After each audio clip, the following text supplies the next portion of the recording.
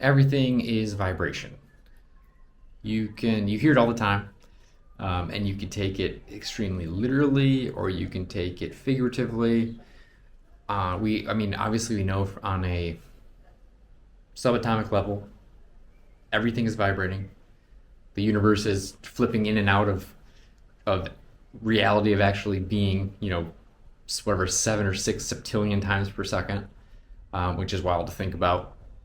And I'm a musician, so I love the musical side of vibration. And today we're going to talk about a quite literal version of it, or a literal interpretation of it, which is actually humming.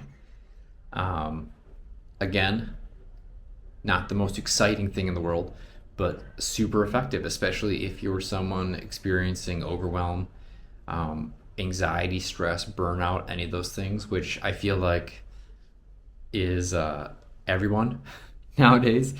And even if you're not, even if you're someone who's very calm and chilled out, I think humming, especially some of the biological effects of it, could be super effective as a tool for longevity.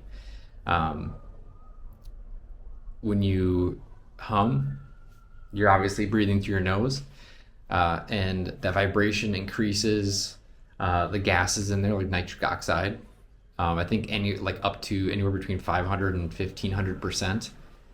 Um, and even if my numbers are a little wrong there, it still is a massive increase from baseline. And those gases in there, not only are they antibacterial, antimicrobial, but they help open up your blood flow. They help keep you not sick, or help keep you healthy, I should say. They clean out everything up in your nasal passages. And then on top of it, when you hum, you're stimulating your vagus nerve and your other cranial nerves, which are some of the most important nerves in your body in terms of overall health and just getting your brain to communicate with your body, or more so your body communicating with your brain, because there is some crazy times, like multiplied amount of signals coming from your body up to your brain compared to going from your brain down to your body. And your vagus nerve is one of those nerves that is most responsible for it, because it starts up in your brain, it comes down through here past your collarbone, and then innervates everything along the way to your colon. And I believe it's named vagus because it's kind of like a vagrant nerve, like it's traveling all around your body. And the more stimulated it can be and the more tone it can be, the better. And one of the big things that stimulate it is basically what, like, singing, talking, humming, things that stimulate communication. Because when you're communicating, you're part of the tribe, you're talking with someone, you're not isolated.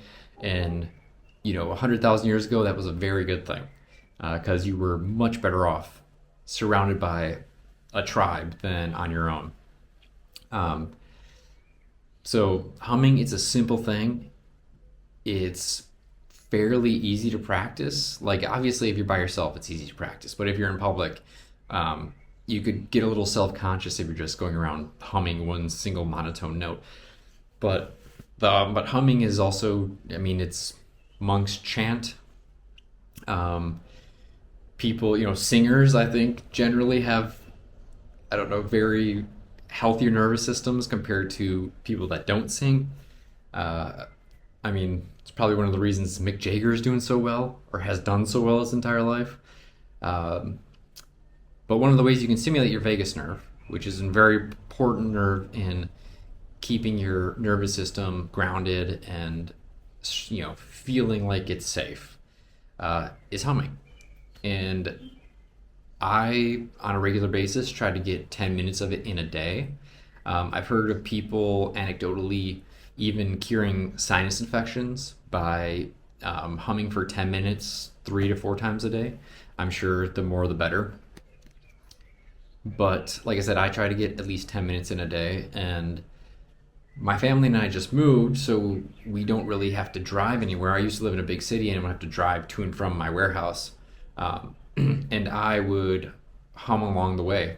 And it's nice because you can hum to yourself and still listen to a podcast, listen to an audiobook, listen to music, whatever. You can even hum along to the music. And that would be just as efficient as just humming one single note. And then you can practice, humming more up in your nose or more down in your chest. You can kind of listen to your body when you do that. And for me, it changed on a day-to-day basis of which one felt better for me.